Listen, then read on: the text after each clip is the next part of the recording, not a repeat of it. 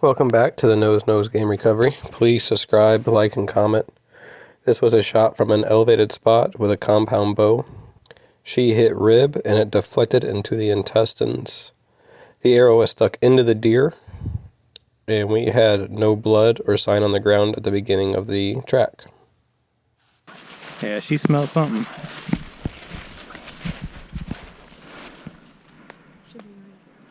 And he went which way? So the hunter just pointed in which direction the deer ran after being shot, and I go ahead and downstay my dog and get her started. This area was full of deer. On the track, on the drive in, on the drive through the property, we saw deer after deer after deer. We were jumping them the entire time. So I believe my dog was very distracted with the amount of deer in the area. So when she takes off, she immediately takes a left and goes up the hill.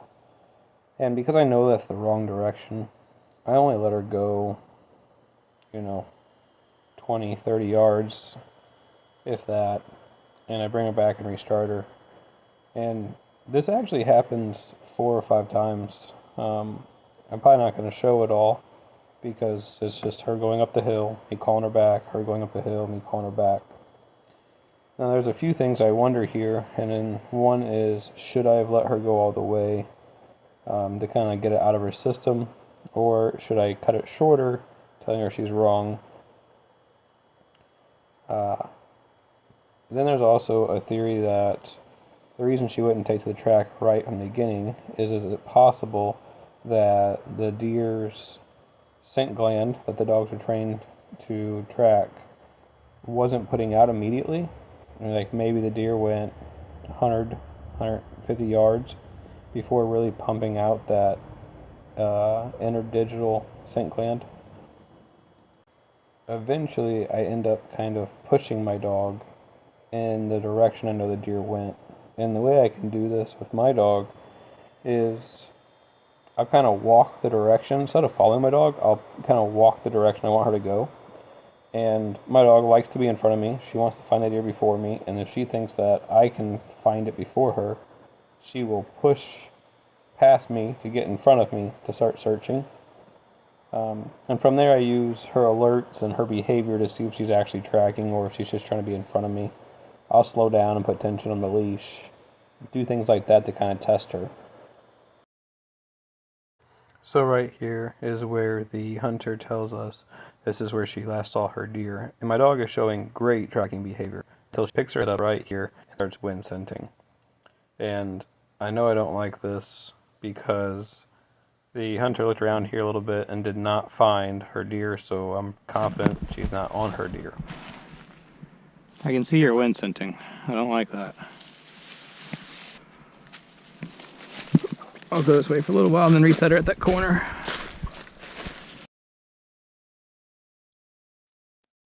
So my dog walks the edge of this hilltop and valley.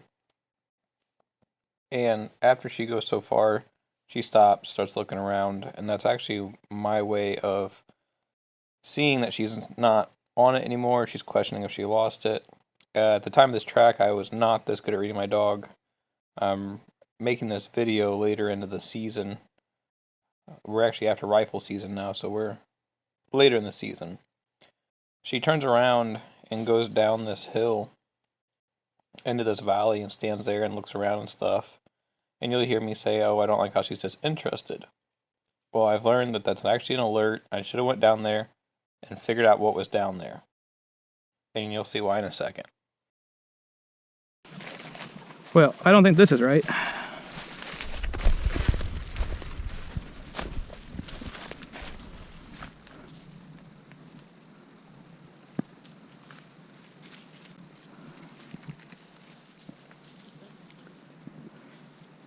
Yeah, I don't think that's right.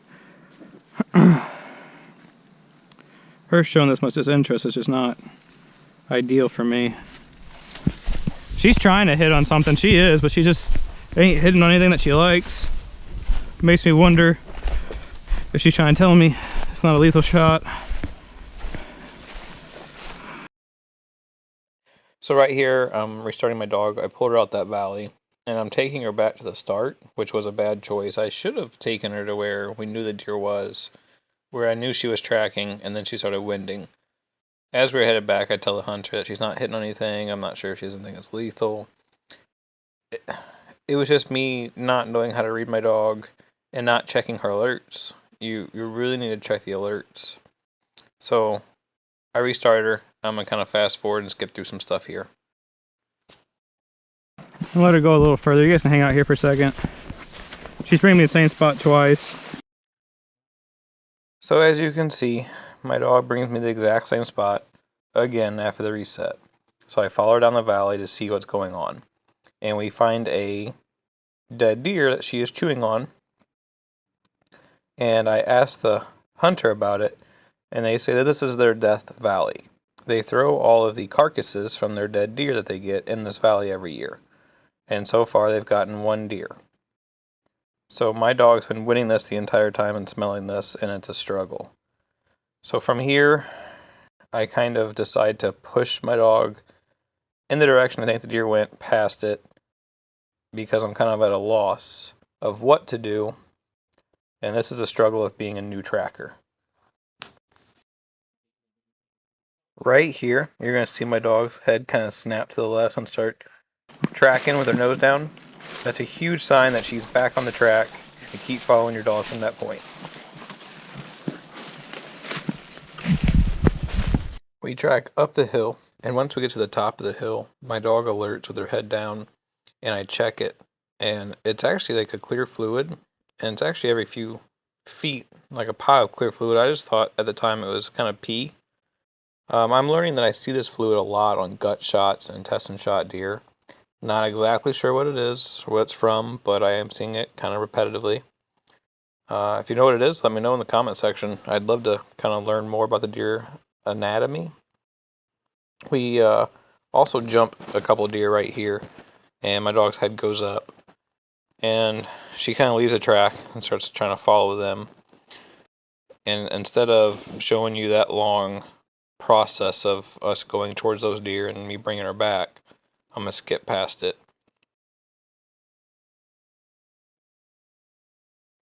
Once we come up to this field is when I realized my dog was tracking or chasing the live deer and not on the track anymore.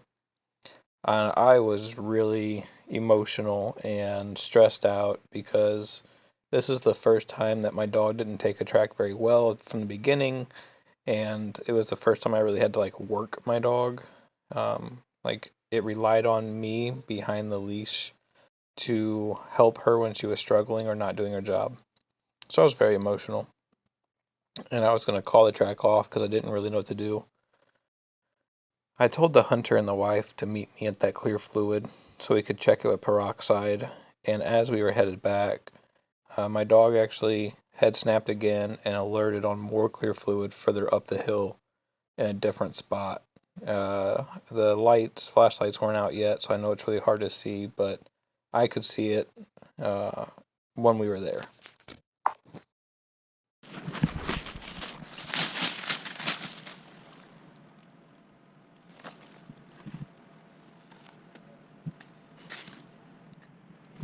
After that spot right there, I continued to follow my dog, and we came up on another spot pretty quickly here, and this is where I wait for the hunter and the wife to show up. That way we have better lights, so you guys can see what's going on also. I got blood. I got blood. Leave it. When was this deer shot? 7:20. We're tracking it too early.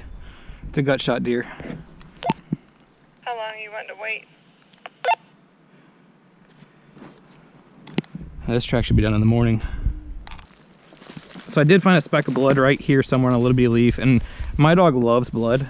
I originally trained her on only blood, so she shows me blood. And ever since, she's been showing me these. So this tells me that she's tracking. Where'd it go? Yeah, here you are. See the green matter? Mm-hmm. Right there? See how it's dried on this leaf, but it's still wet here? Mm-hmm. That looks like gut to me. Okay. That looks like chewed up grass or, you know, some type of plant. And you can see it's, you know, even there, right there. Caroline, you got peroxide in that orange book bag. It's the very last one. Let's spray it here so we see any foam with the blood. But that to me looks like gut matter. And it does look dried. So I don't think we actually jumped the deer you shot. But if it is a gut shot deer, it should be a dead deer. Right. But I've never seen a gut shot deer with no blood.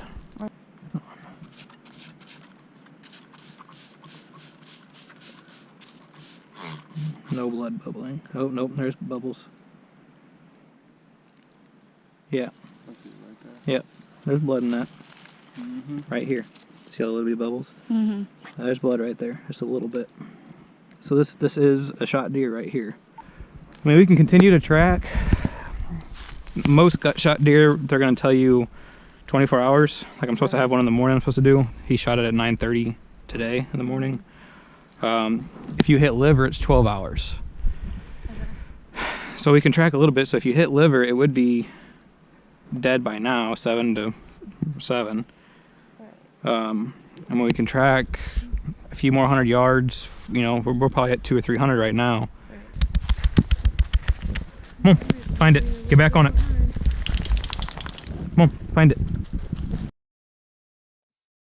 My inexperience really showed there, because every deer that we've tracked that was a gut shot, there was almost no blood. We think she deflected off of a rib, so, and this actually looks like intestine material more than gut. And my thought was, if she hit liver before intestine, maybe it's a possibility it's already dead.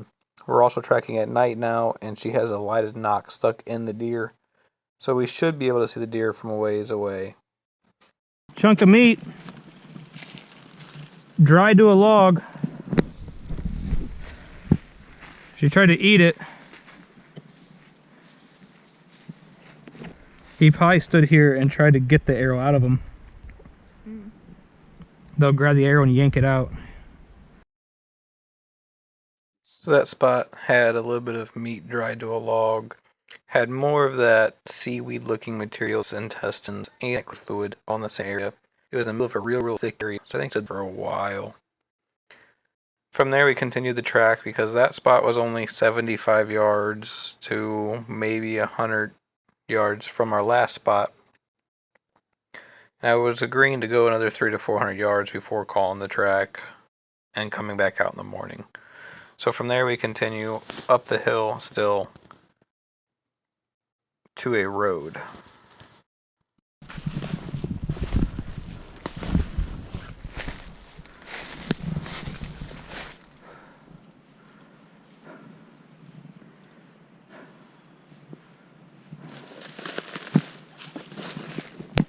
Do we know whose property is across the road?